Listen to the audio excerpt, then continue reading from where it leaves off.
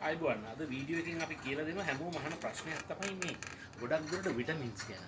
ඉතින් මම මේක පොඩ්ඩක් කතා කරන්න කියලා හිතුණා. මොකද හේතුව පරවියෙකුට විටමින්ස් අපි පාවිච්චි කරන්නේ ඒ නිරෝගිමත් පරවියෙකුට නම් විතරයි. හේතුව එතකොට තමයි මේ පරවියට ඒක හොඳට ඇඟට වැඩ කරන්නේ. ඉතින් සාමාන්‍යයෙන් අපි හැම වෙලේම කියන්නේ සත්තුන්ව නිරෝගීව කියන්නේ.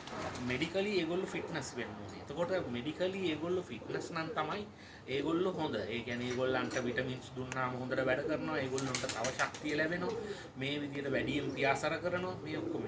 නිරෝගීමත් නැති සතෙකුට ඕගොල්ලෝ විටමින් දුන්නාම ඒක ඒ සත්තුන්ට එච්චර හරියට බලපාන්නේ නැහැ. ඉතින් මම හිතනවා ස්කයි වෝරියර්ස්ලා ඒ පරවිකුඩුවේ අපේ විදිහට නම් අපි හැම වෙලෙම බලන්නේ විටමින් වලට වඩා හරියට ඒ ඖෂධ වර්ග පාවිච්චි කරන්න. මේ ගත්තොත් මේ පරවියන්ගේ මේ දෙපැත්තේ තියෙන මසල්ස් ඔක්කොම තියෙනවා. මේ බඩ කට්ට අතට අහු වෙන්න බෑ. ඒගොල්ලන්ගේ අතේ පරවිය අල්ලනකොට පවුඩර් එක වගේ ගෑවෙන්න ඕනේ. මේ ඔක්කොම ඇවිල්ලා නිරෝගී පරවියකුගේ තියෙන ඕන ලක්ෂණ. ඉතින් ඒකම මම ඕගලන්ට කිව්වා ෆලෝවර්ස්ලා සහ ලීඩර්ස්ලා කියලා එක. ඉතින් ෆලෝවර්ස්ලා ලීඩර්ස්ලා අරගත්තාම හැම වෙලෙම ඒගොල්ලන්ට තියෙනවා අපි කියනවා සිංගල් ටේල් කියලා. මේ සිංගල් ටේල් එක තියෙනවා නම් ගොඩක් මම කතා කළා වින් පැටර්න් එක ගැන.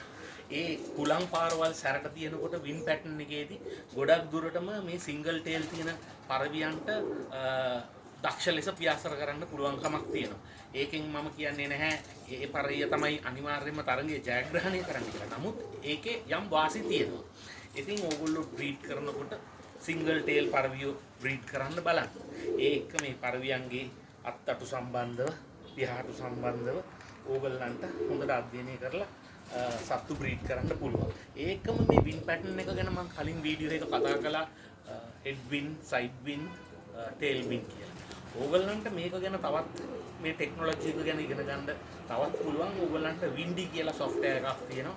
ඒ සොෆ්ට්වෙයාර් එකෙන් ඕගොල්ලන්ට බලන්න පුළුවන් කොයි විදියටද ලංකාවේ ඒ ව්‍යාසර කරන වෙලාවල් වල පුලං කොහොමද බලපාන්නේ දේශගුණය.